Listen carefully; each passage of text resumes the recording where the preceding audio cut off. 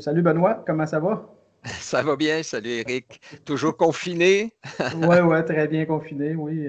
On fait le strict minimum, on va faire nos commissions. On prend des marches, par exemple, moi et ma femme, j'essaie de prendre une belle habitude, là. Peut-être que dans ce confinement, je vais peut-être développer des meilleures habitudes de vie, qui sait, mais espérons les garder par la suite. Mais je suis encore en voie de. Je peux pas dire que je suis 100% là, dans les bonnes manières de vivre, mais puis je sais que toi, Benoît, t'aimes beaucoup marcher aussi, fait que tu dois marcher quand même. Oui, ben ce soir, c'est ça, j'ai travaillé à peu près jusqu'à 5 heures moins quart dans mon bureau à la maison, là, le travail à la maison. Et après, je suis allé prendre une longue marche, 1 heure à peu près. Ça fait que ça fait vraiment du bien. J'ai vu un peu de soleil, là, ça fait que après les jours de pluie qu'on a eus, ben, j'ai apprécié, là. Ça fait que je suis en forme. Ouais, c'est ça. Ouais, justement, le soleil aujourd'hui, on marchait moi et ma femme, puis ma femme est sensible au soleil. Fait que je me suis ramassé, que j'ai pris sa tuque, puis moi j'ai prêté ma casquette pour me cacher Ah, les yeux. Puis quand je me OK. suis vu en arrivant à la maison dans le miroir, j'ai vu que ça me faisait pas super bien. OK. Qu'est-ce qu'on peut pas faire pour nos épouses? Ah, je reconnais ton grand cœur. C'est bon. Fait que juste peut-être, j'aurais juste une petite annonce à faire là, avant qu'on commence pour qu'on s'adresse à l'Église. On a fait une tentative cette semaine pour les réunions de prière téléphoniques. Moi, j'ai participé à celle de l'après-midi. Puis au début, là, il y avait comme une stabilisation là, qui semblait avoir besoin d'être fait. Ça grésillait un peu dans la ligne, mais ensuite, quand ça s'est stabilisé, écoute, on a parlé 1 heure. On a prié 1 heure. On a prié quelques petits partages, mais c'était rempli de prières, vraiment édifiant. Un bon temps qu'on a eu. On était 7 ou 8, je crois. Fait que, on a réussi à se rejoindre. Il y a eu aussi une réunion de prière qui a eu lieu le soir. Je sais que moi, dans l'après-midi, tout le monde se sont dit on refait ça la semaine prochaine. Fait que je vais relancer l'appel pour tous ceux qui veulent se joindre, là, parce que faut que les gens, faut que les gens me le disent s'ils veulent participer, parce que j'enverrai pas là, un courriel à tout le monde avec toute la procédure, parce que je veux, si on se ramasse 30, ben, on va se diviser en petits groupes. On ne se mettra pas 30 sur la même ligne Mhm. à prier ensemble. Fait que c'est le but du pourquoi que je voulais avoir que les gens me le disent, ceux qui voulaient participer. Là.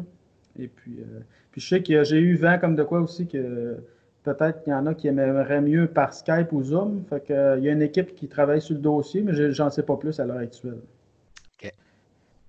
Fait que, est-ce qu'on est prêt à se lancer dans notre super sujet ce soir, Benoît? Oh, puisque on dit ce soir parce que là, on est vendredi soir, on se prépare pour dimanche. Alors, on avait pensé vous parler de l'Église.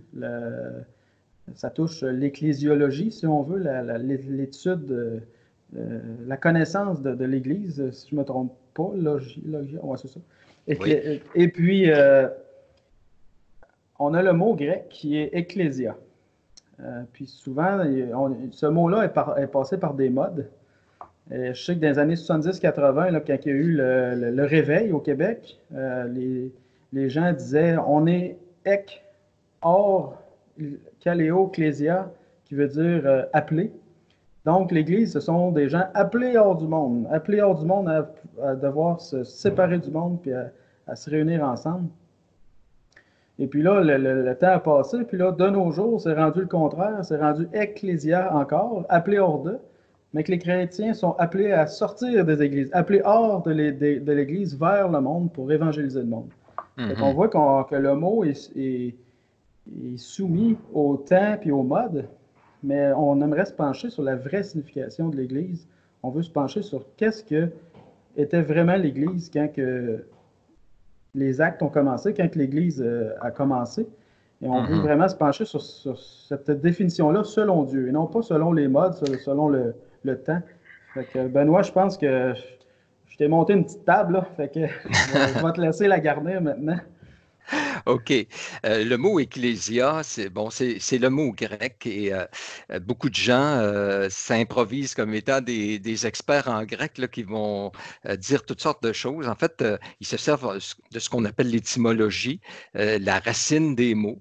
Et ek ecclésia, donc appelé hors de, sauf que c'est une science, l'étymologie, ou en tout cas une approche qu'on remet facilement en question parce qu'un mot peut avoir à un moment donné dans l'histoire un sens, puis il change de sens tout en avançant. Et on ne croit pas qu'il a gardé cette idée de être appelé hors de nécessairement. En fait, le mot ecclésia a plutôt le sens simplement d'assemblée. Il est employé ailleurs, exemple dans Acte 19, quand il y avait une assemblée à Éphèse, une assemblée politique. Le mot, quand les gens se rassemblaient, pour des raisons politiques, pour des prises de décision ou quoi que ce soit, ben, on disait c'est un rassemblement, l'assemblée. Et c'est intéressant, Jésus a parti de ce mot-là, c'est Jésus qui l'a employé en disant dans Matthieu 16, je bâtirai mon Église. Puis, dis-le à l'Église, Matthieu 18. C'est le mot que Jésus a employé. Il est parti, je pense à la base, ça a l'idée, c'est l'idée de rassemblement. Mais il ne faut pas le limiter juste à ça, parce que l'Église demeure l'Église, même si elle n'est pas rassemblée pendant la semaine. L'Église est dispersée. C'est comme ça que Pierre commence son épître à ceux qui sont dispersés dans le Pont, la Galatie, la Cappadoce, l'Asie, la Bithynie. Donc, l'Église, dans sa définition, je pense que c'est plus l'idée de rassemblement. Puis, bon, on l'emploie aussi en français. Là. Si on parle du français, l'Église, dans le dictionnaire, puis dans notre utilisation courante, c'est un bâtiment des fois. Ben, la Bible n'emploie pas comme ça. Des fois aussi, c'est des dénominations, des grandes dénominations. On parle de l'Église catholique, l'Église des saints des derniers jours, là, les Mormons. Des grandes dénominations, on les appelle les Églises. Mais pour donner, mettons, une définition simple, l'Église, c'est un peuple. C'est des gens, c'est les rachetés, c'est ceux pour qui Jésus a donné sa vie, qui ont cru en lui, qui ont accepté Jésus-Christ, qui sont nés de nouveau, qui ont l'Esprit de Dieu en dedans d'eux, qui obéissent par la suite à sa parole parce que l'Esprit les dirige dans cette direction-là. Donc, c'est vraiment le peuple des rachetés. Puis, dans l'Écriture, ce peuple-là, des fois, ça prend différentes saveurs aussi. Peut-être tu peux continuer, Éric. On parle de l'Église locale, on parle de l'Église universelle, tout ça. Donc, le même mot, généralement, le mot est employé en haut de 100 fois, je pense que c'est 103 fois dans le Nouveau Testament. Généralement, c'est pour parler d'une Église locale, je pense 98 fois, et 3 ou 4 fois ou 5 fois, c'est l'Église universelle. Mais veux-tu peut-être préciser ces deux expressions, Église locale, Église universelle? L'Église locale, c'est sûr que c'est la représentation de l'Église universelle dans un milieu un peu plus restreint, si on veut, comme on va prendre l'exemple d'ici à Victoriaville. Et ici à la Victoriaville, on est comme le bâtiment sur la rue Saint-Paul. Bon, là, je dis le bâtiment, mais je ne dis pas que le bâtiment est l'église, mais je dis que les gens qui se trouvent dans le bâtiment, qui se réunissent le dimanche matin, c'est l'église locale de Victoriaville. Mais là, on sait que on n'a pas la prétention de dire qu'on est les seuls croyants dans la ville de Victoriaville. Il y a aussi d'autres croyants dans la ville de Victoriaville. On sait qu'il y a d'autres églises qui ne font pas partie de notre dénomination. Mais en tout cas, moi, tu me reprendras, Benoît, mais pour ma part, je crois qu'il y a d'autres croyants, d'autres personnes rachetées qui ne seront pas tous ici à Victoriaville. Fait que là, on va parler de l'Église universelle, que ces gens-là sont liés à l'Église, mais en ne faisant pas nécessairement partie de l'Église locale. C'est sûr que pour Dieu, par contre, comme on le voit dans la parole, pour Dieu, il n'y a pratiquement pas de différenciation. Les gens qui font partie de l'Église locale font partie de l'Église universelle, et les gens de l'Église universelle doivent se rassembler dans un même lieu pour le louer, pour s'édifier aussi. Puis ça, on va en discuter un peu plus loin, là, les rôles de l'Église. Mais moi, j'aimerais juste faire peut-être une petite parenthèse quand tu disais la définition de l'Église. Je me rappelle dans un de mes cours, début de mes cours Sembec, sur l'Église et sa mission, que le cours s'appelait. Puis c'est mon professeur François Turcotte lance la question comme ça, qu'est-ce qu'est l'Église? Puis là, écoute, on était tous au même niveau, là, on était tous des étudiants qui commençaient, puis on sortait toutes des réponses théoriques. Là, on avait une belle réponse. Ça, c'est des gens, c'est des personnes. Puis là, il dit, je répète ma question, qu'est-ce qu'est l'Église? Puis là, j'ai compris où il voulait nous amener. Des fois, on dit, ah, c'est des gens, c'est des croyants ensemble. Mais il nous a sorti le verset de Acte 20, verset 28. Je l'ai à quelque part. Faut que je tout mêle. OK, oui. C'est prenez donc garde à vous-même et à tout le troupeau sur lequel le Saint-Esprit vous a établi évêque. Puis là, il nous a vraiment il a souligné ça, là, pour paître l'Église du Seigneur qu'il s'est acquise par son propre sang. Il dit, écoute, là, oui, c'est des croyants, c'est des gens qui sont réunis ensemble, mais Jésus, il a versé son sang pour ces gens-là. Jésus, il a payé le prix pour ces gens-là, pour rassembler ces gens-là ensemble. C'est d'une valeur inestimable. Alors, quand tu côtoies ton frère devant toi, puis quand vous vous réunissez, ça a une valeur incroyable. C'est pas juste, ah, on est des gens ensemble. Ah, le dimanche matin, on va ensemble. On se réunit. Puis là, je suis pas en train de dénigrer personne, je suis pas en train de viser personne. Là. C'est que le prof, il trouvait que nos réponses étaient très du dictionnaire académique, mais qu'il n'y avait pas de senti, il n'y avait pas de sentiment là-dedans. C'était juste mental, il n'y avait pas d'émotionnel. Puis l'Église, c'est vraiment, c'est riche, c'est Jésus qui l'a payé de sa vie, de son sang, puis pour se l'acquérir, puis pour qu'on lui appartienne, puis qu'on puisse vivre ensemble cette richesse-là de l'Évangile. Tout à fait. Parenthèse terminée. Oui, et c'est bon ce que tu mentionnes. Juste pour clore peut-être l'idée de bien comprendre ce qu'est l'Église. Donc, on dit qu'il y a une version, c'est-à-dire il y a une façon dans l'Écriture où on parle de l'Église, c'est tous les rachetés. Il dit, Marie, aimez vos femmes comme Christ a aimé l'Église. Il s'est donné lui-même pour elle. Alors, Jésus s'est donné pas juste pour l'Église de Victoriaville, un petit groupe local.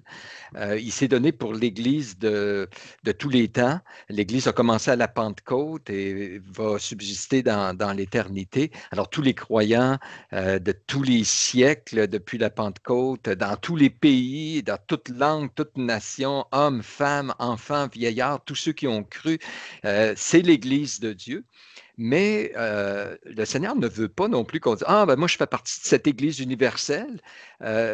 Tout, toutes les lettres du Nouveau Testament, c'est des églises locales qui se réunissaient, ecclésia, assemblées, qui vivaient de la communion. Il y a 32 les uns des autres dans le Nouveau Testament.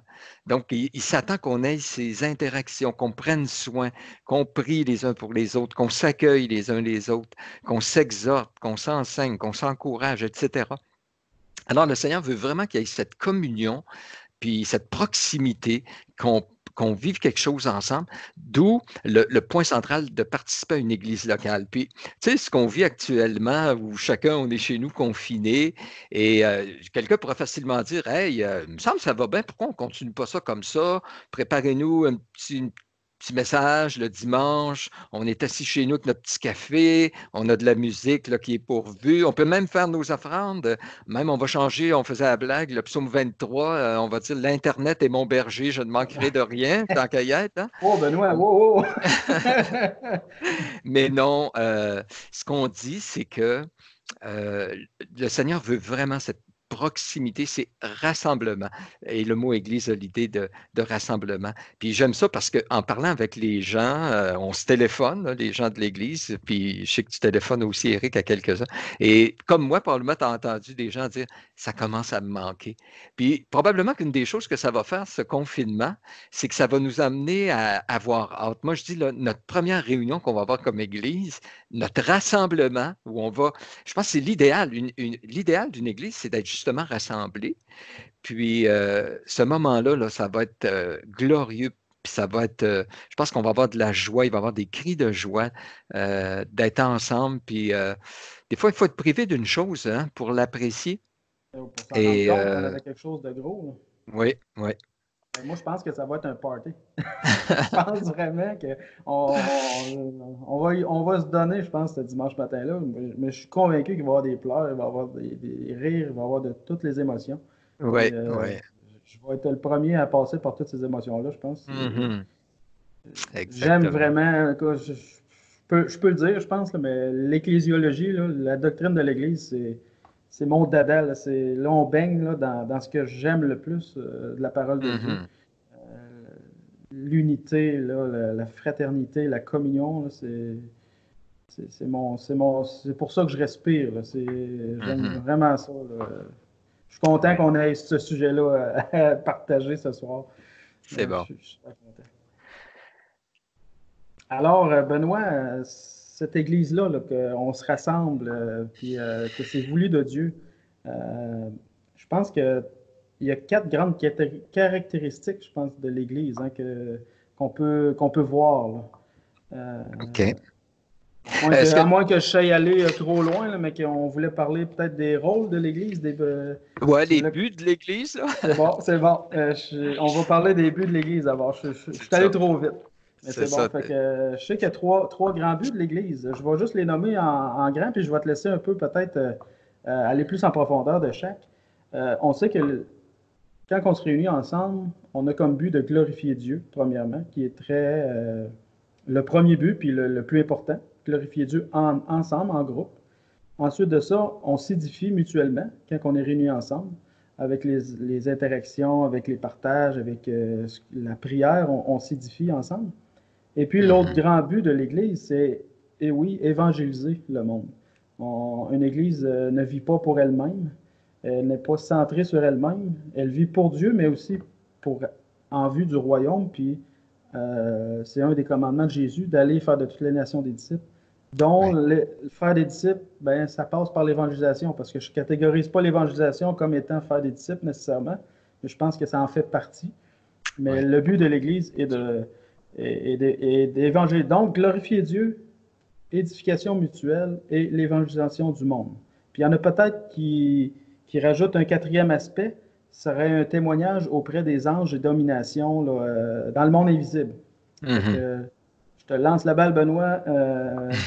Démêle-nous avec tout ça. Là. Je l'attrape. Ouais, tu l'as attrapé. Ouais, démêlé. Ben, je pense le, les, les buts, pourquoi l'Église existe? Puis, ça doit se manifester dans nos rassemblements. Tu sais, on se réunit pourquoi? Pour avoir du fun, on se réunit, on va partir des clubs de, je sais pas, pourquoi pas des clubs de pool, on va faire du sport ensemble, ou c'est quoi? Non. Le Seigneur, c'est lui qui est le chef de l'Église, puis il a déterminé à quoi sert l'Église. C'est quoi, pourquoi le Seigneur l'a institué? Pourquoi le Seigneur a créé l'Église? Et ça se manifeste dans nos rassemblements, ça se manifeste aussi parce que l'Église reste l'Église 24 heures sur 24, là, alors qu'on est dans le monde, on a une mission aussi à accomplir. Donc, notre but, comme tu disais, c'est d'abord envers Dieu. On est là pour le glorifier, le servir. Je lisais cette semaine dans c'est 2 Timothée qui dit que Jésus est mort pour se purifier un peuple. Puis ça ne le dit pas en français, mais dans l'original, ça dit pour lui-même. L'Église existe pour lui-même, afin qu'on célèbre les louanges de celui qui nous a rachetés. Puis, donc, l'idée de célébrer Dieu, de le glorifier, puis même quand on reçoit sa parole, c'est pour mieux le servir. Alors, l'Église est là pour le servir, le glorifier, l'aimer. Ça, c'est important. L'Église est là ensuite, les uns pour les autres, toute l'idée du corps, de prendre soin les uns des autres, de s'édifier mutuellement. C'est hyper important. L'Église est là dans le monde. Vous êtes la lumière du monde, le sel de la terre. On est là pour évangéliser le monde individuellement, collectivement. Puis, j'insiste peut-être sur le quatrième, comme tu as parlé. C'est dans Éphésiens qui nous dit que l'Église existe, dans Éphésiens 4, je pense, 10, qui dit que l'Église existe afin que les dominations dans les lieux célestes, qui connaissent par l'Église la sagesse infiniment variée de Dieu. Ce verset-là m'a toujours impressionné parce que ça veut dire que c'est comme si les anges, pour mieux connaître Dieu, afin qu'ils veulent connaître la sagesse infiniment variée de Dieu, pour arriver à faire ça, il me semble, ils sont dans le ciel. Ils sont dans la présence de Dieu. Il me semble, moi, je poserais quelques questions à Dieu ou je le regarderais simplement aller, mais il nous dit qu'ils regardent à l'Église puis ils apprennent des choses particulières sur Dieu que peut-être ils ne voient pas au ciel. Puis j'ose penser que peut-être, puisque le ciel est parfait, il n'aurait pas vu la miséricorde de Dieu, la grâce de Dieu, sa patience, de voir son amour, aller jusqu'à donner son Fils, de voir comment il prend soin de ses brebis. Les anges regardent ça, puis ils découvrent des aspects de Dieu qui leur étaient inconnus jusqu'à maintenant parce qu'ils ont été créés probablement avant même la création du monde, parce qu'on nous dit que les anges célébraient Dieu, c'est dans Job, alors que Dieu créait la terre, là. Alors, probablement qu'ils ont été créés avant, puis déjà, ils célébraient Dieu, donc ils ont vu Dieu à l'œuvre. Mais l'Église est un témoignage au monde. Paul dit, on est en spectacle au monde, aux anges et aux hommes, dans 2 Corinthiens. Alors, ce côté-là des anges aussi, il y a cette particularité que je trouve intéressante. Oui, puis est-ce que j'aurais une question, moi, Benoît. Oui, Glorifier Dieu.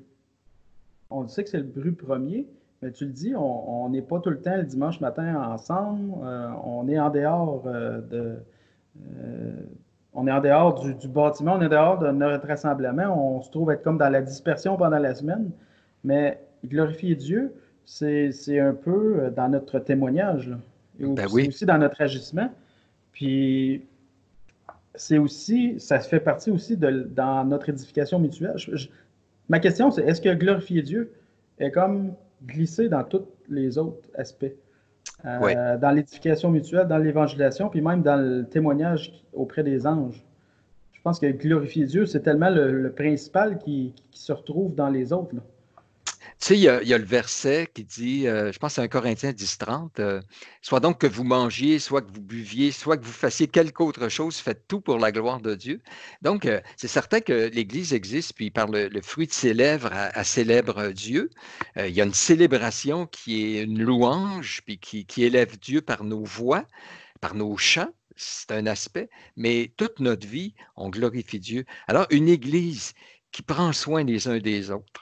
Une Église dans la crise comme on vit actuellement, qui s'appelle, qui prie ensemble, qui s'intéresse pour s'assurer que s'il y a des personnes qui ne peuvent pas sortir et aller avoir de la nourriture, il y en a qui vont le faire pour eux, ça glorifie Dieu. Une Église qui évangélise puis qui parle du nom de Jésus glorifie Dieu. C'est pour ça que même dans notre mission comme Église, on dit, on met un gros cercle et on dit l'Église est là pour glorifier Dieu. Et à l'intérieur du cercle, on place par l'évangélisation, par l'édification. Puis on a ajouté la mission, qui est un peu une extension de l'édification puis de l'évangélisation, mais qui est à l'extérieur de notre cercle local, là. Mais tu as en plein raison. Donc, en fait, puis ça amène un point. Si on veut centrer que l'Église est là pour la gloire de Dieu, elle n'est pas là pour ma gloire.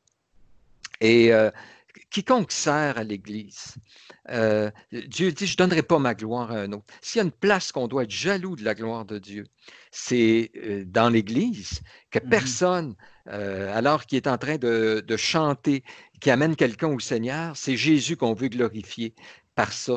S'il raconte un témoignage, qu'il raconte que c'est moi qui lui a parlé, puis tout ça, je ne veux pas tirer de gloire de ça. Qu'as-tu que tu n'aies reçu? Donc, spécialement l'Église, là, on est jaloux de la gloire de Dieu, puis que tout ce qui se fait, tu sais, si quelqu'un dit, hey, Eric, c'était bon ton message, tout ça, ben, la réponse, c'est pas rien que la réponse de la maîtresse, c'est, ben, gloire à Dieu, parce que s'il ne m'avait pas sauvé, puis s'il ne m'avait pas octroyé certains dons, ben, je pourrais pas, il dit, sans moi, vous ne pouvez rien faire, dans Jean 15, là. Alors, donc, l'idée de la gloire de Dieu, je suis content que tu insistes dessus, c'est central Ouais, pour l'Église, ouais. c'est bon. Ben, merci, Benoît. Ça nous éclaire, ça Hum, éclaire. Mais c'est vrai parce que ce que tu dis aussi, c'est important, hein, parce que quand ben là, ce qu'on fait justement, là, c'est pour Dieu qu'on le fait. On le hum, fait pas pour paraître ou avoir. Écoute, moi, ma face, je suis pas le plus heureux là, de présenter ma face sur Internet, là. C'est vraiment pour Dieu qu'on le fait, c'est pour l'Église hum. qu'on le fait. On veut édifier, on veut prendre soin de l'Église. Puis, tu sais, moi, je remercie les gens qui nous appellent ou qui nous envoient les courriels pour nous féliciter. Mais je suis convaincu que vous le faites pas mal, mais je suis convaincu aussi que vous nous le Oui. faites pour aussi glorifier Dieu, pour Dieu. Puis moi, je le prends pas, là, je suis pas là, à imprimer les papiers puis m'y frotter dans le dos, là, puis hey, merci, ça fait du bien. Non, euh, je le prends parce que je suis content de servir Dieu, puis je suis content que j'ai pu être un outil dans les mains de Dieu pour faire du bien aux gens. Fait que, Hmm. c'est une parenthèse que je me permettais mais je suis content de recevoir les commentaires, je suis content de les recevoir, mais je suis surtout content que l'œuvre que Dieu fait au travers de nous serve. C'est ça, ça Ouais. glorifie Dieu, vraiment. Je vais juste ajouter, c'est un bon point que tu Oui, apportes, vas-y. parce qu'il y a un verset dans Romains où Paul il dit, je lui rends grâce, il rend grâce à une personne. Ça m'a toujours frappé, mais ça me rendre grâce, en plus, c'est un terme qui est consacré à Dieu, mais Paul remercie vraiment une personne qui a fait quelque chose. Puis, donc, je n'ai pas emmené ça en voulant dire qu'il ne faut pas se remercier et apprécier ce qu'on fait les uns des autres, là. C'est pas ça du tout.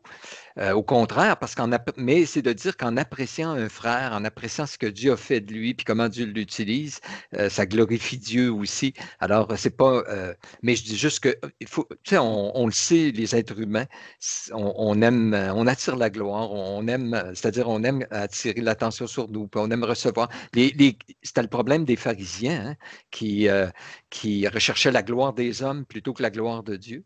Alors, on doit toujours faire attention à ça, mais donc, C'est tellement important aussi que je continue dans cette lignée-là parce que on voit dans un passage que l'interaction, de prendre soin entre nous dans l'Église est tellement important pour Dieu qu'il y a un passage qui dit euh, qui sauve les justes, puis il les sauve parce que quand il y a un enfant qui avait soif, vous lui avez donné à boire. Quand il y avait quelqu'un qui n'était pas vêtu, vous lui avez donné du linge. Quand quelqu'un avait faim, vous lui avez donné à manger. Puis les gens disent, ben, Seigneur, quand est-ce qu'on t'a vu nu? Quand est-ce qu'on t'a vu que tu avais faim? Puis il a dit, à chaque fois que vous l'avez fait, ben, je vais tout mélanger, là, mais en tout cas, à chaque fois que vous faites ça pour quelqu'un, quand vous donnez à manger quelqu'un qui est dans le besoin, quand vous donnez à boire quelqu'un qui a soif, ben, c'est à moi que vous le faites. mhm. Fait que Jésus nous appelle vraiment là, à le glorifier puis à considérer la vie du frère devant nous comme appartenant à Dieu en plus, là, puis que Mhm. c'est quelqu'un que Dieu a mis devant toi pour te permettre de le glorifier. L'interaction dans l'Église est tellement importante, là, puis je Ouais. l'avais dit, c'est mon sujet favori, mais c'est mon sujet qui. Mais ouais, c'est ça. Fait que je sais. C'était une autre parenthèse que je lançais, mais que je trouve tellement importante, Mhm. la bonne interaction entre frères et sœurs, qui est la volonté de Dieu, qui est la volonté. Il s'est acquis un peuple pour qu'on vive ça là, ensemble, là, cette belle Mhm. vie-là ensemble, cette harmonie-là ensemble. Ouais. Fait que Benoît, les rassemblements, donc, on l'a dit, servent à glorifier Dieu, s'édifier, mais aussi l'évangélisation qui sert dans l'Église, en dehors un peu des rassemblements, mais on peut le faire quand même en rassemblement, et aussi édifier les anges. Euh, mais lors des rassemblements, à quoi ça devrait ressembler, ça? Hmm. Oui, ben, on connaît tous, je pense, le verset Acte 2, 42, là, que les premiers chrétiens, ils se réunissaient, et ça nous dit pour l'enseignement des apôtres, la communion fraternelle, la fraction du pain et les prières. Donc, c'est quoi les activités là, qui devraient caractériser nos rassemblements? En tout cas, si on part de là, d'Acte 2, 42, l'enseignement des apôtres, donc ils se réunissaient, puis les apôtres enseignait la parole, enseignait ce qu'il avait reçu du Seigneur Jésus. Donc, il y avait une partie d'enseignement. La prédication doit être là. C'est mentionné aussi dans les épîtres pastorales. L'enseignement des apôtres, la communion fraternelle. La communion fraternelle, c'est pas juste avant puis après les réunions, c'est une communion, c'est notre unité, c'est d'être ensemble. Puis des fois, c'est de chanter ensemble, c'est d'écouter ensemble, c'est de prier ensemble. Puis quand ça se termine ou avant, c'est aussi de prendre soin les uns des autres. Alors, lors des rassemblements, c'est cette communion. Puis, on voit dans 1 Corinthiens au chapitre 12 à 14, il y avait différents dons, puis lors des réunions, il y en a un qui se lève, l'autre s'assoit, à tour de rôle, il s'édifie. Donc, il semblait avoir des réunions aussi un petit peu plus souples, spontanées, où, avec ordre, à tour de rôle, les gens pouvaient aussi exercer leur don. Donc, communion fraternelle, la fraction du pain, le repas du Seigneur semblait central aussi dans les églises primitives, comme ça l'est aussi pour nous. Pourquoi? Ben, c'est le centre. Pourquoi on est réunis? C'est parce que Jésus, ça nous dit qu'il est mort. Il n'est pas juste mort pour nos péchés, mais dans Jean 11, ça nous dit il est mort afin de réunir en un seul corps les enfants de Dieu dispersés. Dans le but même de sa mort, c'était notre rassemblement. Donc, nous, là, on est des pécheurs rachetés, sauvés, dépendants de Jésus, en amour avec Jésus, en communion avec Jésus. Puis quand on prend le repas du Seigneur, ben, on se rappelle ensemble, vous faites ces choses en mémoire de moi, donc on se rappelle ce qu'il a fait pour nous. Puis on le célèbre. Et donc ça, c'est central. Jésus est central à nos rassemblements. Il est présent, il est là. Puis, et le quatrième aspect qui est mentionné aussi dans Acte 2, c'est les prières. L'Église, il persévérait même dans la prière. Puis, donc, les temps de prière ensemble, on a des réunions qui sont plus consacrées à la prière, mais la prière en commun, le Notre Père, c'est pas mon Père qui est aux cieux, donne-moi mon pain de ce jour. Le Mhm. Notre Père, par définition, c'est une prière collective. Puis, ensuite, il y a d'autres éléments. Ben, il y avait des décisions qui se prenaient. Il y a des rassemblements aussi, on le voit, où les églises décidaient des choses ensemble. Il y avait les offrandes qui se prenaient lors des réunions. Mais ce qui est important, je pense, il faut constamment se remettre en question, puis aller retourner à l'Écriture, puis voir à quoi servait l'Église, quel était le centre des rassemblements, à quoi il servait, puis revenir là, puis se réévaluer, puis retourner constamment pour s'assurer qu'on ne rentre pas des activités ou des choses qui n'étaient pas dans l'intention de Dieu, là. Mhm. Ouais, puis faut se rappeler, ben là, on va peut-être tomber aussi dans les images là, de l'Église dans la parole de Dieu. Oui. Mais quand tu dis qu'il faut arriver, dans le fond, à l'Église avec cet état d'esprit-là, finalement, qu'on est là pour glorifier Dieu, mais aussi avoir une communion entre frères et sœurs. Puis pas juste, hey, qu'est-ce que tu as fait cette semaine? Ah, moi, j'ai fait ça. Mais je Mhm. trouve ça important que tu dis que c'est pas juste avant-après la communion, c'est tout le long. On est ensemble, là. On est en train de représenter l'Église dans un même lieu. On est en train de rassembler l'Église universelle que plusieurs vont mettre de l'avant sur l'Église locale, mais que pour Dieu, écoute, est super importante, l'Église locale. C'est là où on peut vivre cette connexion-là, cette communion-là, puis en étant assis les uns à côté des autres. Mais je veux juste rappeler que c'est pas au conducteur à mettre. C'est pas que la personne arrive à l'église, puis bon, là, j'ai hâte qu'ils me connectent, eux autres-là. Là. J'ai hâte qu'ils me Mhm. rentrent en communion avec Dieu. J'ai hâte, tu sais, l'espèce de vision là, que tu pouvais juste approcher de Dieu avec le curé, finalement. Là. Ben, on n'est pas en train de représenter l'Église religieuse. Là. On est en train de représenter une relation avec Dieu, comme l'espèce de phrase, c'est pas une religion, c'est une relation, mais c'est pas juste avec Dieu la relation, c'est ensemble. Puis quand que la personne arrive à l'Église, ben, elle entre en communion. Elle se Mhm. met à l'état d'esprit qu'elle elle revient de la dispersion et entre dans le troupeau, le peuple, et se reconnecte avec les siens et en adoration à Dieu. Puis il faut que chacun mette du sien. Il Mhm. faut qu'il y ait une communion, qu'il y ait une communauté. Tu sais, si je me mets à te parler, Benoît, puis tu tournes, puis tu t'en vas scruter les livres dans ta bibliothèque en arrière, ben, je vais communier tout seul. Mais il faut qu'il y ait une interaction. Faut qu'il y ait une Mhm. vie là-dedans. Puis, Mais vois-tu, toutes ces activités-là, je dirais, beaucoup, ils ont deux dimensions. Il y a une dimension, c'est d'abord et avant tout centré sur Dieu.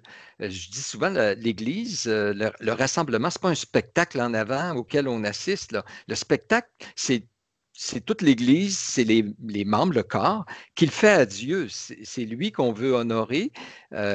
Mais donc, il y a une dimension qui est verticale envers Dieu, qui est hyper importante. Il ne faut jamais perdre ça.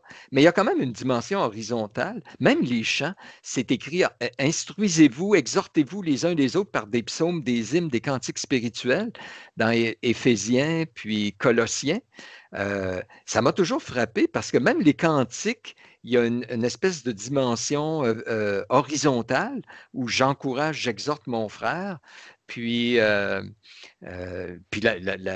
prédication, à la fois, elle élève Dieu parce qu'on expose sa parole, puis on expose Dieu, Jésus, son salut, son œuvre, sa beauté, tout ça, mais elle édifie les frères, les sœurs qui sont là aussi. Alors, ces deux dimensions sont importantes. C'est deux dimensions en communion. Oui, donc la communion, tout ça pour dire la communion entre nous, elle est là tout le long. Oui, oui, c'est ça. Fait que là, on peut tomber dans les images, Benoît, à moins que tu aies d'autres choses, là, vas-tu trop vite Ben, encore? il y avait, écoute, il y a quatre caractéristiques qui me semblent OK. importantes de mentionner de l'Église. Oui. Quatre grandes qualités, puis je les mentionne, OK? La première, c'est quand on parle de l'Église, il faut absolument voir comment l'Église est précieuse. Elle a une grande valeur. Tu l'as mentionné un peu au début. C'est ce peuple que Jésus a racheté par son propre sang. Il a payé cher parce elle est précieuse. Puis, ça m'a toujours frappé que quand l'apôtre Paul persécutait l'Église, Jésus lui est apparu sur le chemin de Damas, puis Jésus lui a dit, Saül, Saul, Saul, pourquoi me persécutes-tu? Saül, je dis Saül, c'est Saul là, dans le Nouveau Testament. Saül était dans l'Ancien, lui. Mais il me semble, Jésus, je t'ai jamais frappé. Mais quand tu touches au plus petit d'entre les miens, c'est à moi que tu touches. Puis, tu sais, on voit dans l'Apocalypse, Jésus marche au milieu des sept chandeliers. Il est là, il est présent. Donc, son Église est précieuse. Puis, en fait, c'est la seule institution parmi toutes les institutions qu'on parle du gouvernement, même la famille, ils ne seront pas éternels, là. Puis Mhm. même les organisations humaines, on parle de nos glorieux, les Canadiens, là. Ils n'étaient pas très glorieux la dernière saison, mais c'était peut-être une bonne chose qu'elles finissent plus tôt. Mais nous autres, on regarde ça, là, puis mais il n'y a rien de plus glorieux que l'Église. C'est comme ça qu'il l'appelle, son Église glorieuse. C'est là que Jésus travaille actuellement. Tu sais, on est fiers des fois, là, on dit hey, moi, je fais partie de telle entreprise, je travaille pour Microsoft, quelle grosse entreprise, puis on est tout fiers de ça. Hey, moi, là, je fais partie de l'Église de Jésus. Son projet, la seule chose qui va être éternelle sur cette terre, c'est les croyants, c'est ce peuple-là.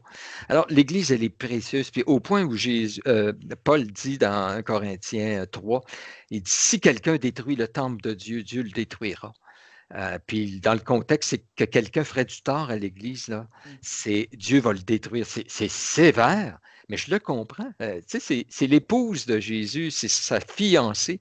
Alors, la première caractéristique, là, que l'Église, elle est précieuse, on part de là. Et donc, prenons garde, c'est la prunelle de ses yeux. Euh, Peut-être veux-tu continuer? Je sais que tu as aussi les trois autres aspects. Oui, Peut-être. oui, oui. Ben, il y a la pureté. L'Église, elle est pure. On est appelé à être saint. On est appelé à être saint, mais à être pur. Puis tu l'as dit tantôt que Jésus s'est acquis un peuple saint, mais il veut la rendre pure aussi, et pour lui-même. On Mhm. voit la valeur qui est un petit peu intrinsèquement liée avec sa pureté, parce qu'on sait que Dieu est saint et il n'y a pas de mal en lui. Il veut donc le peuple qui est sur la terre, qui est l'Église, euh, il veut être représenté par un peuple saint aussi. Alors l'Église, elle est représentée comme une pureté, mais là, on n'a pas le choix d'entrer comme dans un sujet qu'on n'est pas habitué et qu'on n'aime peut-être pas, mais la discipline. La discipline, Mhm. là, c'est important dans l'Église parce que ça représente la pureté de Dieu, justement. Mhm.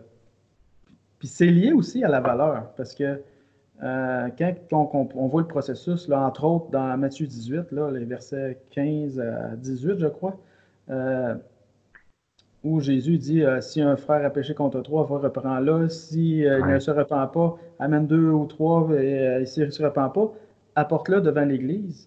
Puis si là, il ne se repent pas, ben, tu le verras comme un païen publicain. Et selon les interprétations, moi, je penche pour l'interprétation que la personne est sortie de l'Église et est sortie non pas pour être jeté dehors puis votant, on veut plus de toi. Non, au contraire, pour regagner ton frère, pour qu'il se repente et qu'il en ait honte et qu'il revienne et qu'il demande pardon, un peu comme le fils prodigue. Mais on voit que la pureté de Dieu, c'est important au point où il nous a donné les outils pour nous garder purs dans l'Église. Mais ça, il ne faut pas oublier que ça représente qui Dieu est. Un Dieu qui a en horreur le péché. Ça doit être comme ça au milieu de nous. On voit dans 1 Corinthiens que Paul s'adresse à l'Église, qu'il appelle l'Église de Dieu qui est à Corinthe, et il est en train de leur dire, écoutez, il y a des péchés au milieu de vous qu'on ne voit même pas dans le monde. Il y avait un homme qui couchait avec la femme de son père. On essaye de faire l'équation dans notre tête, puis on essaie tout mêler. Mais je pense qu'on aurait des équations encore plus horribles aujourd'hui. Mais je ne parle pas au sein de l'Église, je parle dans notre société, comment que les familles sont tellement rendues bizarroïdes. Mais en tout cas, je ne veux pas m'éloigner, mais l'Église est vraiment euh, appelée à être pure, à être sainte, parce que Dieu est saint, parce que Dieu est pur. On veut représenter, et encore le mot qui va revenir, c'est on veut glorifier Dieu par la pureté qui doit être au sein de l'Église. Alors, Dieu nous a donné les outils nécessaires et il faut le faire par, par obéissance à Dieu. Et c'est difficile, hein, cette partie-là, on la trouve difficile. On a de la misère un peu à avoir un équilibre entre l'amour et la justice. Mais il faut avoir en tête la sainteté et la pureté de Dieu. Si on a cette notion-là en tête, on va prendre la justice et l'amour et on va l'amener à un point où ils doivent se rencontrer dans la pureté de Dieu. Et puis là, à moins que tu aies d'autres choses à rajouter sur la pureté, Benoît. Peut-être un petit vas-y. point. Il est mentionné que dans ces Tites, chapitre 2, le Seigneur connaît ceux qui lui appartiennent et quiconque prononce le nom du Seigneur, qu'il s'éloigne de l'iniquité. Puis là, il dit dans une grande maison, il ajoute, il y a des vases d'honneur, mais il y a aussi des vases d'un usage vil. Et donc, il prend pour acquis, le Seigneur, lui, il sait qui lui appartient. Mais quand on appartient au Seigneur, on s'éloigne de l'iniquité. C'est l'œuvre que le Seigneur fait par la conversion, par la sanctification et par l'œuvre de l'Église aussi. Et une Église qui joue son rôle, il dit, ôtez le méchant du milieu de vous. Paul reproche, comme tu dis aux Corinthiens, de ne pas avoir bougé avec cet homme-là. Ôtez le méchant du milieu de vous. Et puis on sait que les églises sont imparfaites, mais une église qui joue son rôle avec grâce, amour, patience, va travailler dans la même direction que Jésus travaille, à la sainteté, à la purification et à la croissance pour qu'on ressemble de plus en plus à Jésus. Alors, ça, c'est essentiel. Ça amène peut-être au point suivant aussi. Valeur, pureté, 3, unité. L'unité.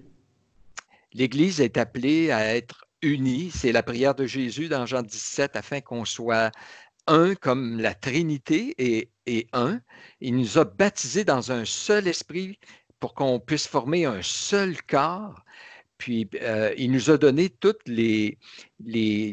par son esprit, le fruit de l'esprit qui va nous permettre de vivre dans l'unité, rester proches les uns des autres, prendre soin vraiment des uns des autres là, dans cette direction-là.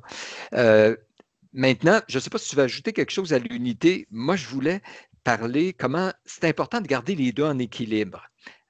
Et on doit être à la fois pur, mais il y a des gens qui se voient tellement comme purs, puis qui veulent tellement être purs, qu'ils se séparent complètement de quiconque est imparfait. Et donc, c'est malsain. mais il y a des gens qui, au nom de l'unité, sont prêts à faire des associations avec à peu près tout le monde, puis tout en mettant de côté la vérité, puis tout en mettant de côté la pureté qu'est-ce que le Seigneur appelle péché, c'est pas grave, mais l'important, c'est d'être unis. Donc, l'équilibre entre ces deux pôles-là, ces deux choses-là, n'est pas toujours facile à garder. Je lisais J.M. Nicole dernièrement, ça m'a vraiment frappé. Il dit, nos divisions sont scandaleuses des fois. Mais il ajoute, il y a certaines associations qui sont encore plus scandaleuses. Alors, donc, à la fois, on est appelé à être quelquefois intolérant, traiter le péché avec fermeté, reprendre sévèrement, c'est employé, reprend-les sévèrement. Donc, il y a des fois, il faut vraiment être... Mais d'autres fois, l'amour couvre une multitude de fautes. Je dois être patient envers mon frère, sinon un sujet à se plaindre. Pardonnez-vous réciproquement. Alors, c'est toujours de dire comment garder l'équilibre entre ces deux choses-là. Dieu reproche à certaines églises d'être trop laxistes, puis tolérer des choses dans les 7 églises de l'Apocalypse. Certaines tolèrent des personnes, une femme qui appelle Jézabel, qui amène les gens à aller vers les idoles, tout ça.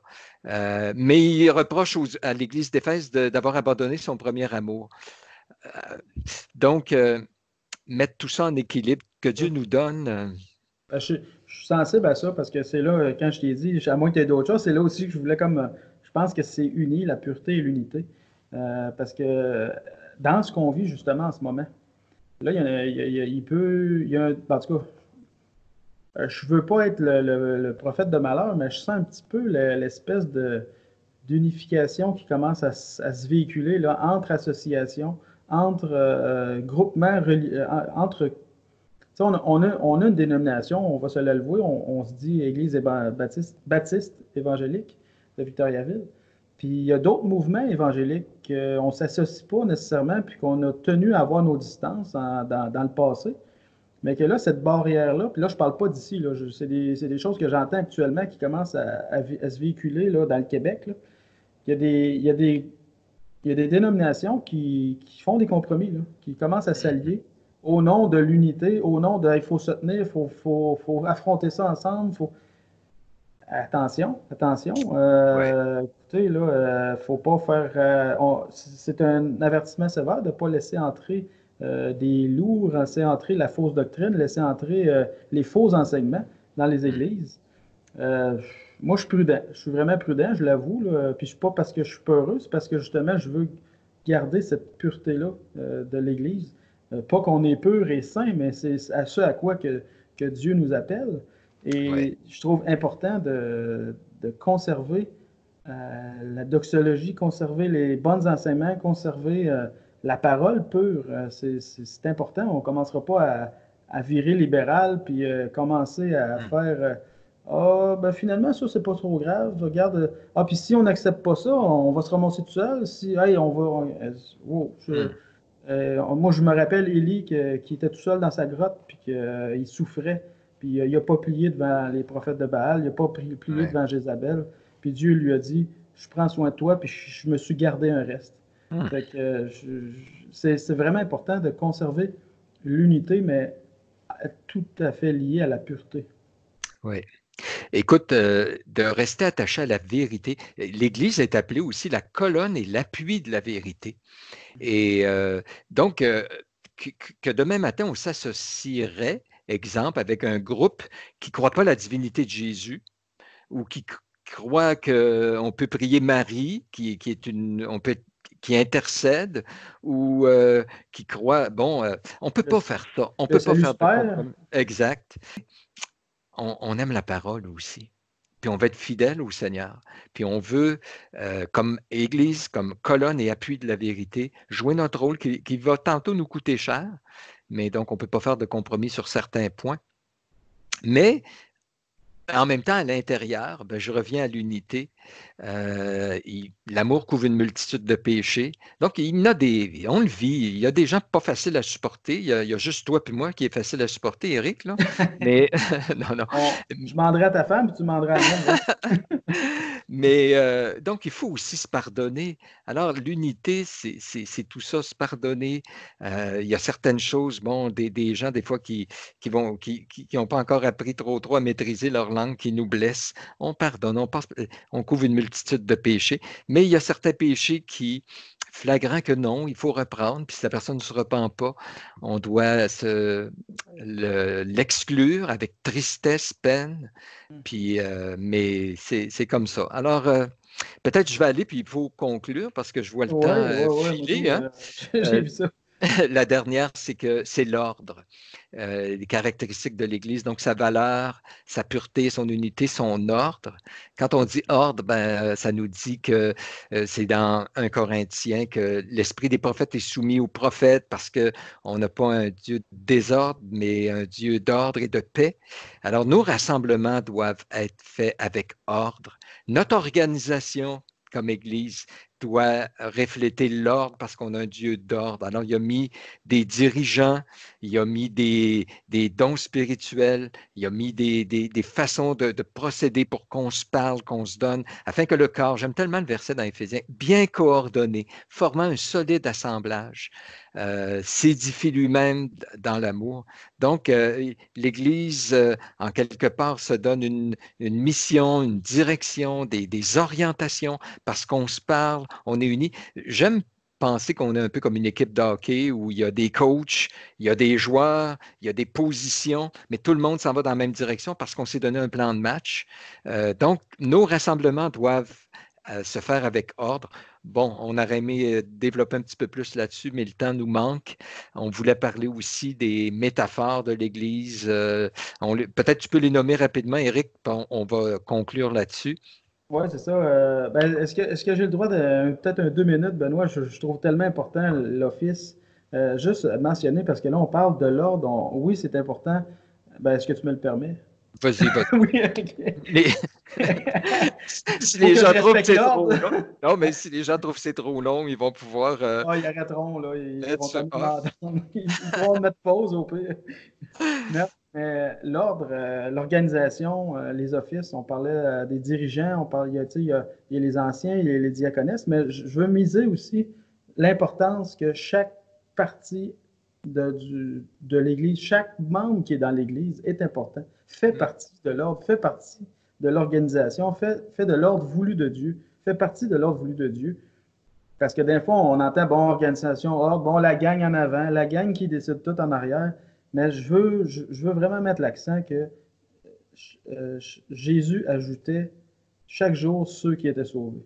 Jésus ajoutait à l'Église chaque jour ceux qui étaient sauvés. Acte 2, 47.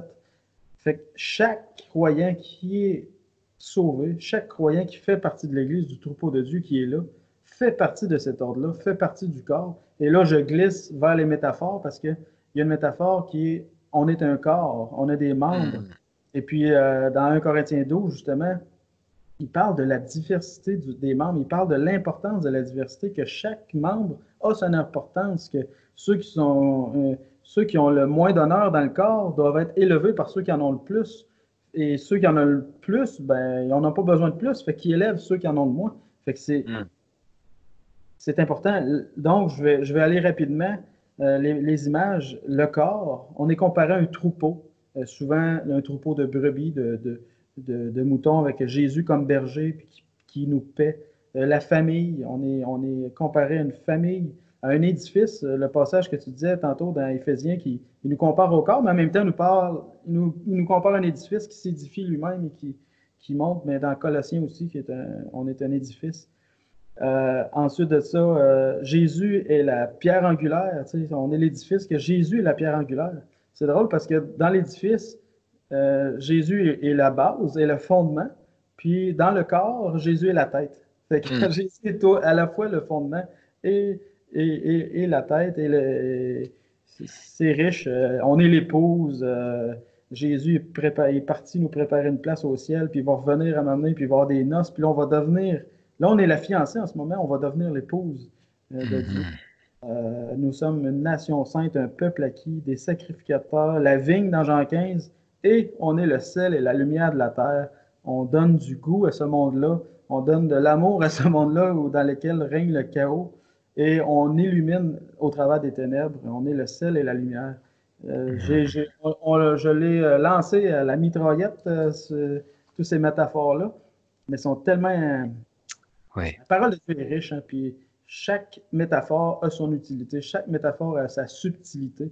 Puis Dieu nous enseigne tellement au travers de sa parole riche, au travers du corps qui est l'Église, dans lequel on fait partie, toi, moi, Benoît et tous ceux qui nous écoutent, qui sont rachetés de Dieu, qui sont ses enfants, qui ont accepté que Jésus soit leur sauveur par son sang, qui a payé le prix à la croix.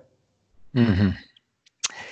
Peut-être on peut terminer. Dieu a dit, comment tu peux dire que tu n'aimes pas ton frère que tu vois? Attends, je vais le dire comme faux, là. Comment tu peux dire que tu aimes Dieu que tu ne vois pas quand tu n'aimes pas ton frère que tu vois? Et l'Église, c'est incohérent.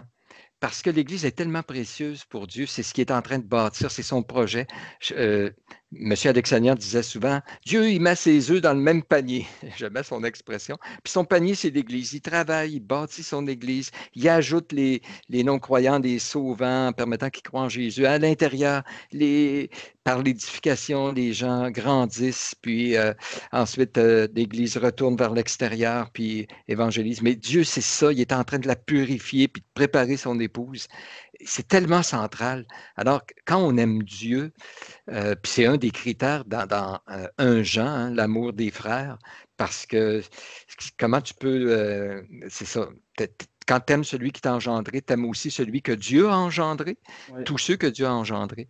Alors que Dieu, dans ces moments, on va clore avec ça, que Dieu, dans ces moments où on est plus isolé, chacun chez nous, ben, qui peut-être en profite pour, dans cette petite période-là, raffiner notre conception, notre compréhension de ce qu'est l'Église, ranimer, peut-être rallumer une espèce de flamme, qu'on puisse voir, aimer l'Église comme Jésus l'aime, pour que le moment où on va se retrouver ensemble, ben, qu'on puisse être animé d'un nouveau zèle pour continuer à être l'Église, à prendre soin de l'Église en même temps, parce que le corps, les membres prennent soin les uns des autres. Il est le corps, mais il prend soin des autres membres. Et qu'on continue ensemble d'une même voix, d'un même cœur, à glorifier Dieu. Alors, je te laisse terminer avec la prière, Éric. Oui, c'est bon. Alors, Seigneur, merci parce que tu es notre chef, Seigneur. Tu es notre berger et tu prends soin de nous. Merci, Seigneur, parce que tu as tout fait ce qu'il fallait pour nous, pour que tu nous acquières, que tu prennes possession de nous, Seigneur, que tu formes un peuple avec nous. Tu es mort à la croix, tu as versé ton sang, tu as satisfait la justice du Père, Seigneur, et tu as ressuscité d'entre les morts, et tu vis à la droite du Père maintenant. Et tu prends soin de nous, Seigneur. Tu nous nourris et tu nous élèves, Seigneur, et tu nous rends aussi unis ensemble, Seigneur. Tu nous as tout enseigné ce que nous avions besoin. Tu as tout mis là, tu as tout mis les ingrédients, tu as monté un manuel d'emploi prêt à l'emploi, Seigneur, et on est là, puis viens nous aider, viens travailler avec nous, avec ton esprit, viens nous unir, viens nous rendre aimants les uns des autres, viens nous rendre aimants de toi, Seigneur, et viens nous purifier par ton esprit, Seigneur, ta parole, et viens nous diriger, Seigneur. Prends soin de nous, Seigneur, dans chacun où nous sommes, Seigneur. Viens nous rendre conscients que malgré notre dispersion en ce moment, nous sommes toujours encore l'Église, ton Église, que viens nous convaincre que notre but ultime est de te glorifier où que nous soyons, partout où on est, Seigneur, et que Seigneur, permet que rapidement nous nous réunissions à nouveau, que nous puissions célébrer ton nom tous ensemble, Seigneur, d'un même cœur, avec joie, avec pleurs, avec tout en étant débordant d'amour pour toi, Seigneur. Je prie et je te demande sincèrement de presser ce moment que nous tous, je crois, Seigneur, je ne pense pas me tromper en disant que nous hâtons ce moment, nous avons Mm. hâte à ce moment. Seigneur, quel bonheur que nous aurons de se serrer les uns dans nos bras et de se donner un saint baiser peut-être même, Seigneur, comme était la coutume à ton époque lorsque tu es venu.